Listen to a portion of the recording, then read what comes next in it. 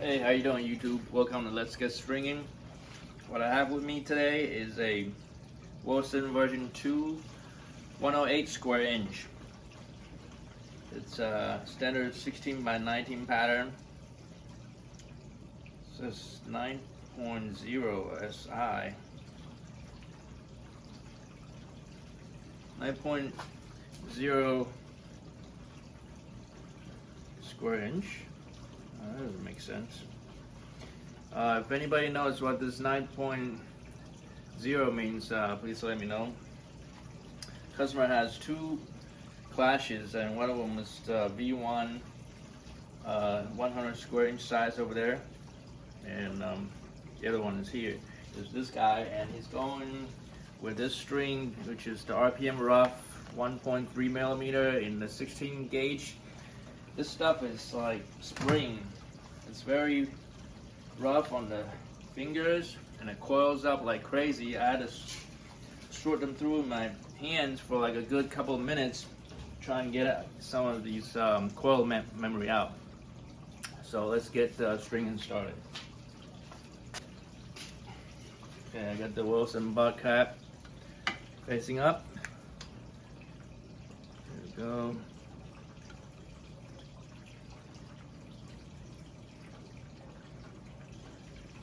When stringing oversized rackets or rackets that have dense patterns like 18 by 20, you want to cut your main strings a little bit longer in a little bit longer length versus the standard 100 square inch size or the 16 by 19 string pattern.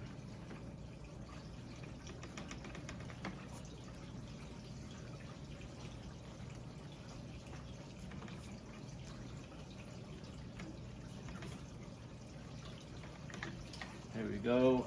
He's going with 52 pounds. Let me double check. Yes, 52 pounds. He used to go higher, but he's been coming down, which is good. The Clash racket in particular works very well with polys at low string tension. So I'll do this with no pre-stretch. Here we go. Today I'm going to be stringing a total of 7 rackets. This morning I did 1, and I just finished 2, so I got 3 done. So including this one, I got 4 more to go. I've never strung this many in the same day before. So tennis season has started in full blown. I just signed up for a couple of spring USTA leagues. Both of them 3.5. One league is the 18 plus 3.5 league, and then the other one is the 40 plus 3.5 as well.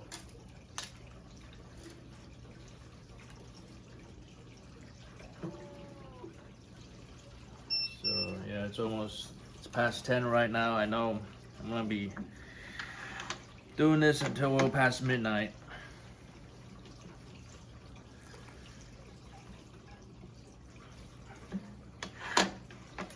So comment below, what's the most number of rackets you've strung in the same day, especially you home stringers out there.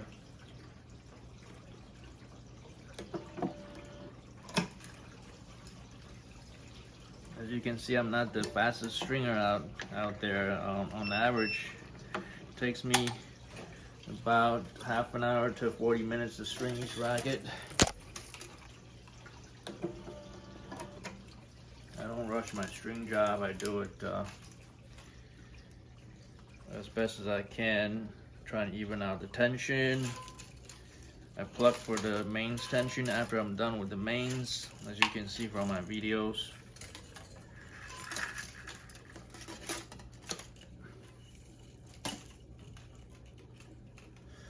And also, the time also counts for me straightening out all of the strings, also including time spent for cutting out the strings to the proper length. And once I'm done stringing them downstairs, I take them upstairs and measure the swing weight on them on my swing weight machine. Now for rackets that I've strung repeatedly, I don't have to measure the swing weight every time, because obviously swing weight won't magically change, especially if the customer is using the same string over and over again. I mean, replacing them with new strings with the same weight, same gauge, that are weight the same. So it shouldn't alter the swing weight unless over time they've been wearing down the head guard. The head guard is the furthest distance away from the handle, so it has the most effect on swing weight. So approximately, if you place lead tape at the 12 o'clock position inside the frame here, for every gram of lead tape you put on there, you get about roughly 3.5 units more swing weight per gram. But if you don't place the lead inside the hoop and you're hiding it in between the head guard and the frame, from my experience, you get about for every gram you get about 4 units of added swing weight. Now that's just for standard rackets with, you know, the most common weight distribution. Those, you know, but sometimes you get rackets that has totally different weight distribution as weight, head heavy or head light. That might change the number. So it's a good thing I have the actual swing weight machine, and I do get the actual measurement every time for every new racket, or every time I see a new racket that comes my way for stringing.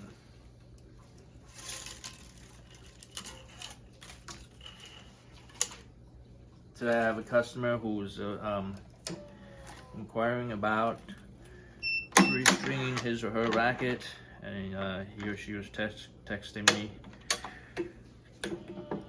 and he or she is about doing tryouts for her team. And I said, yeah, sure, I'll take care of it for you. You know, we'll be doing the hybrid type of string. And I said I'll also measure the swing weight for you for free. And here she goes, actually it should be a he, sorry. His name is Aaron. He says, well, what's that? So I've had to explain to him what swing weight is. I said, it's that's your most important spec out of your racket. So, I mean, on recreational level, swing weight doesn't matter as much for rec players, unless you're one of those serious type like me who takes his tennis equipment seriously.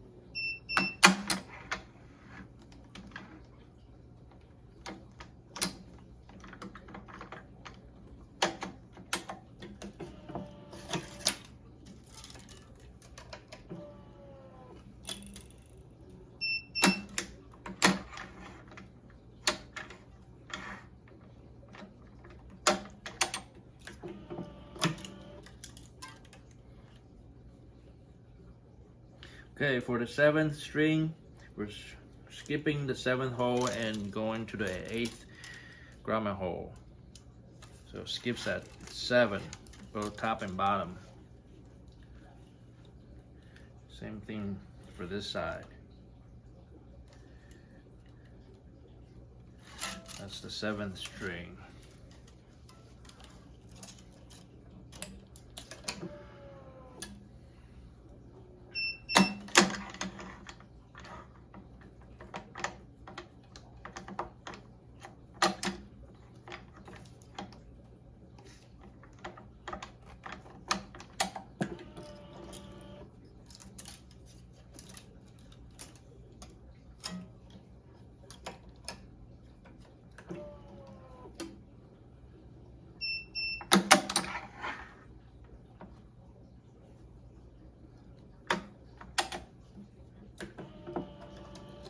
Okay, for the 8th string, we have another skip, skipping the 9th grommet hole and going to the 10th grommet hole. Same thing for the throat side. So skips at 7 and 9.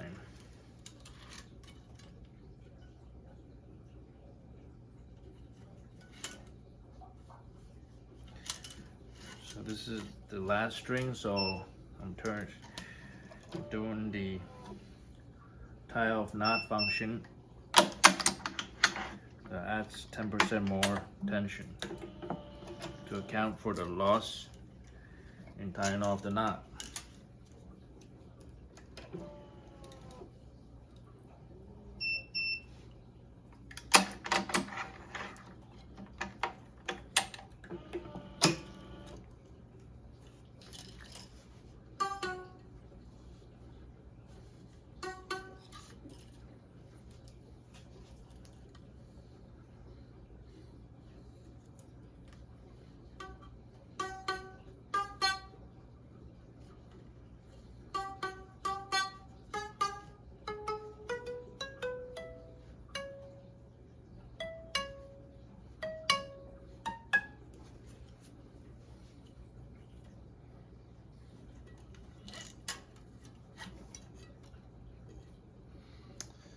Okay, so this is a pretty thick gauge string. I'm just gonna use the Wilson Pro knot.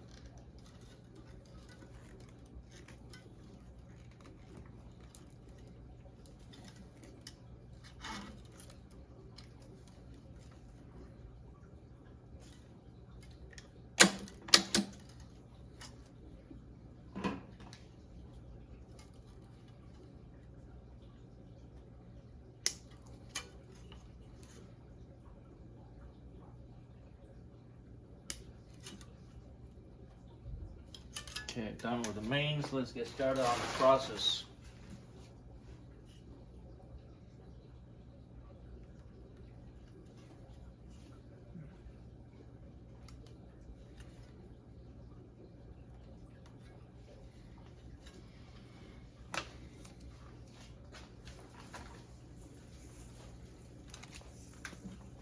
Run it through my finger again. You can see how curly and how much coil memory that it still has. When it comes out of the packet, it's even worse.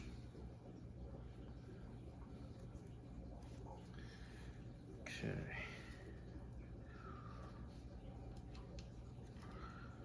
To start the crosses, I go in from the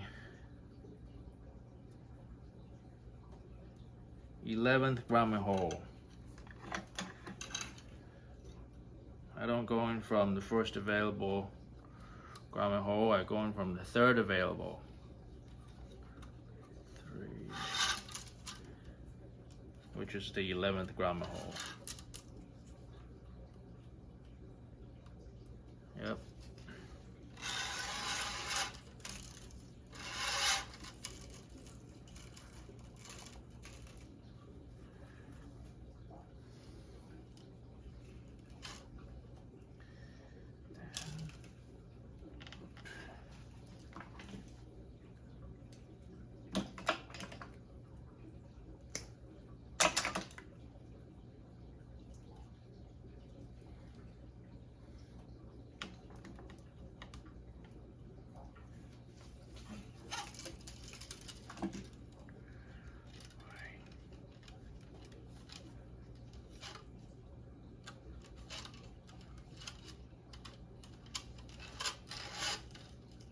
I don't know if you can hear the sound that the strings make. Sounds like they're sawing over each other because the outer surface is pretty rough. It's got these dimples all over the place. I mean,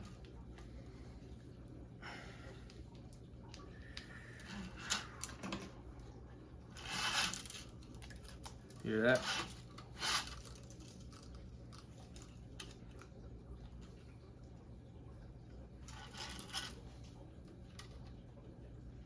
Good for top spin, I guess, and for using it as in a hybrid setup. Blast. I think Djokovic uses in as well as a lot of pro players. They use this in a hybrid setup with the natural gut.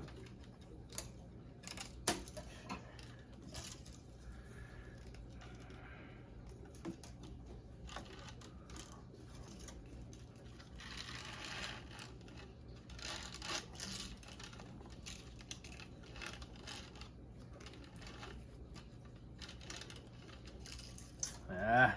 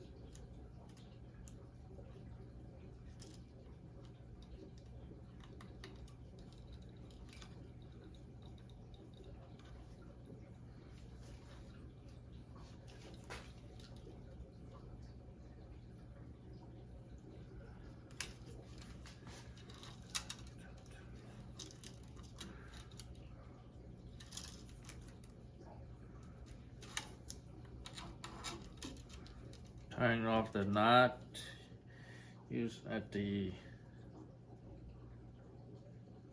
8th grommet.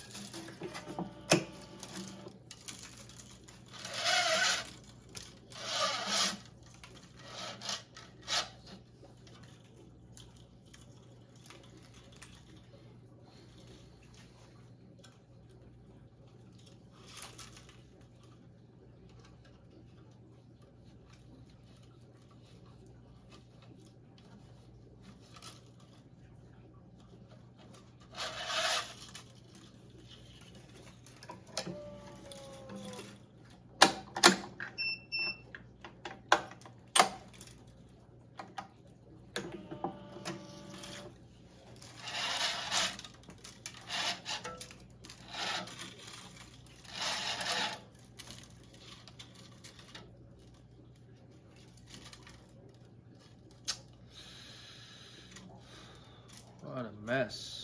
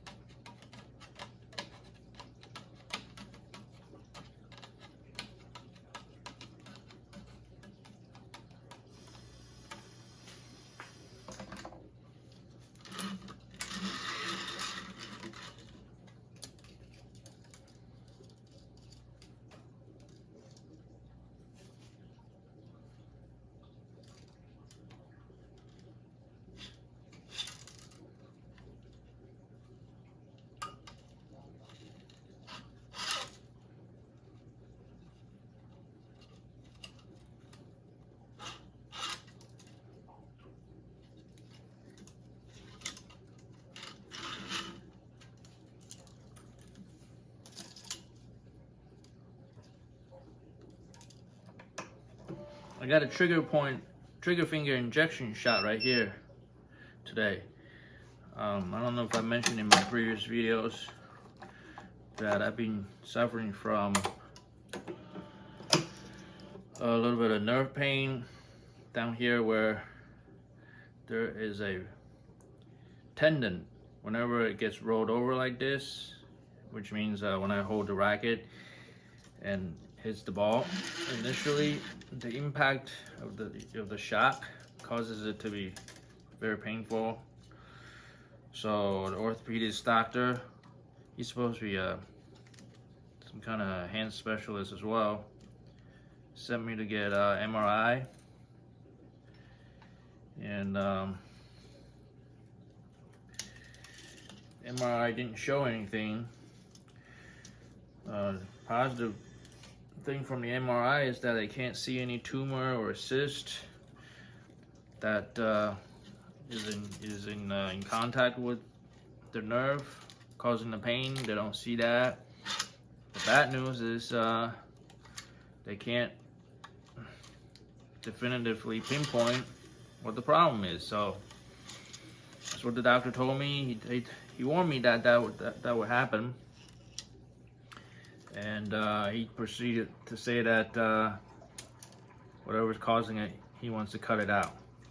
I don't know what he would be cutting out if there's no image support for that, unless he's just gonna. Matter of fact, that's what he mentioned. He wants to do some exploratory surgery, basically cut it open and take a look-see and cut out whatever he thinks is wrong with it. So that sounds a little bit scary to me, and he didn't offer it, but I just said that, well, can you just give me a cortisone shot or something to see if the pain will go away on its own.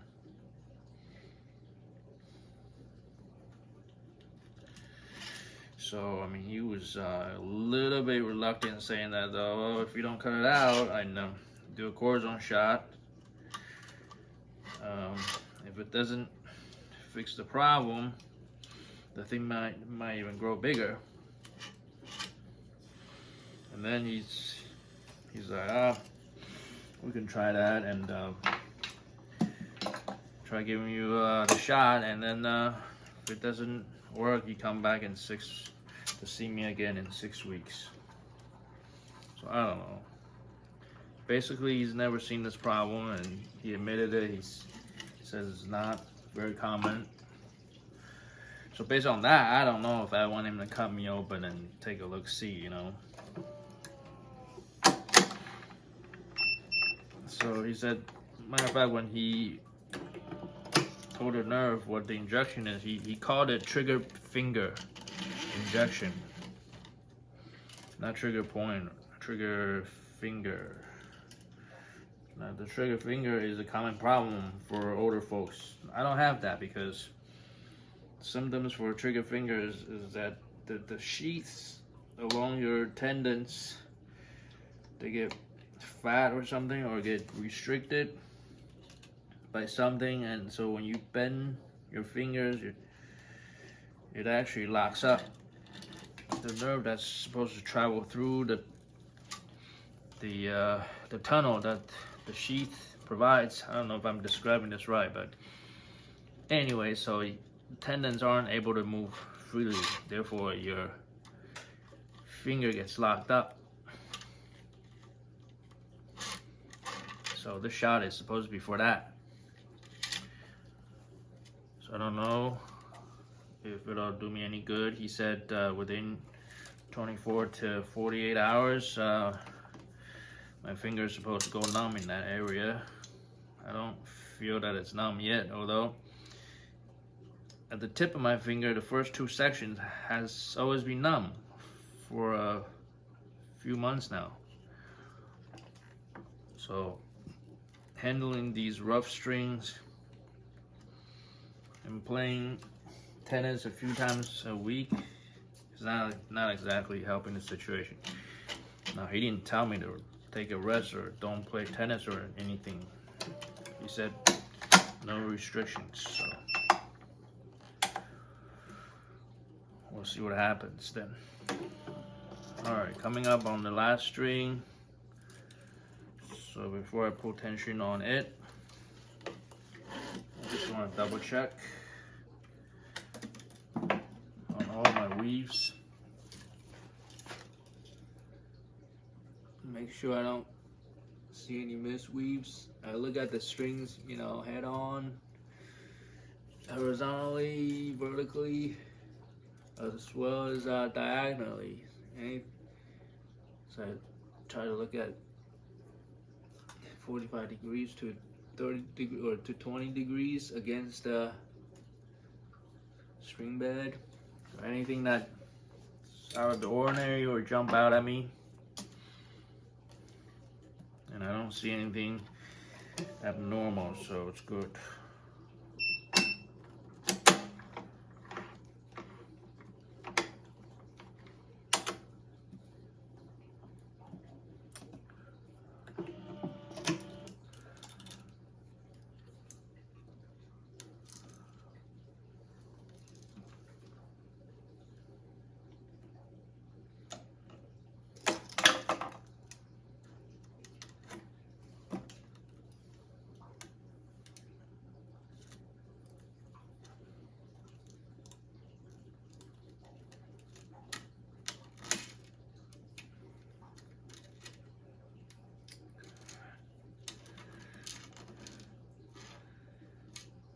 What is this?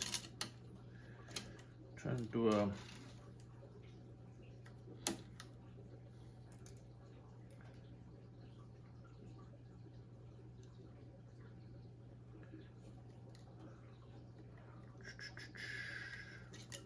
it's like I forgot how to do Wilson Pro knot now.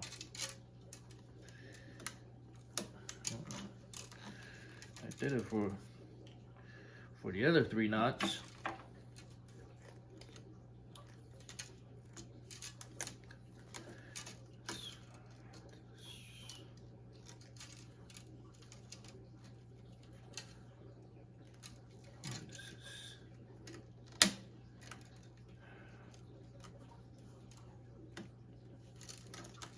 Something's not right. What's going on with this?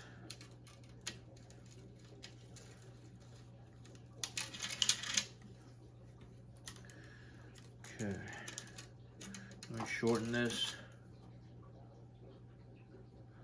That might make things easier. Over, under.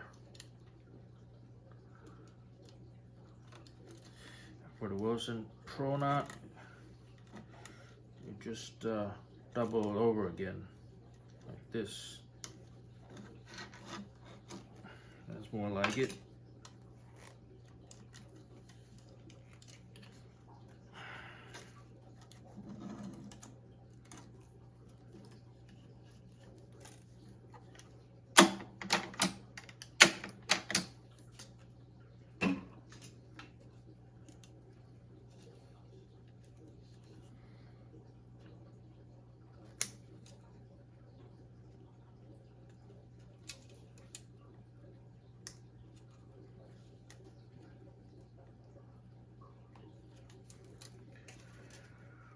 Okay.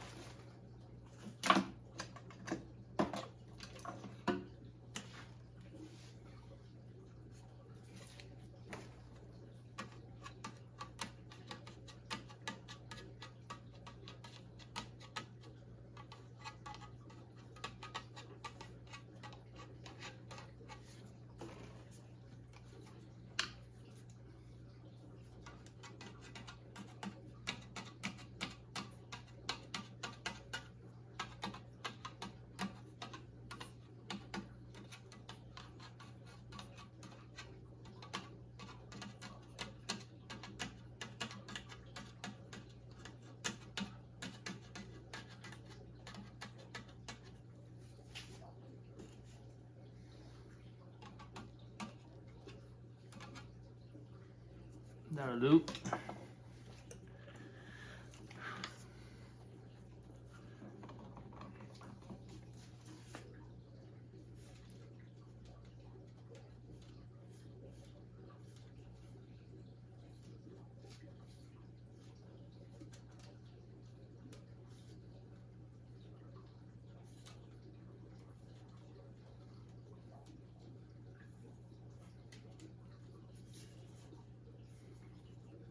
Okay, I'm happy with this.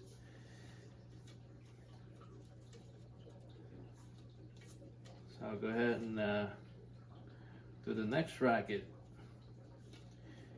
Stay tuned for the next stringing video. I got a couple of pure arrow rackets I gotta do next, so feel free to comment, like, and subscribe if you wish. Thank you very much for watching. Take care.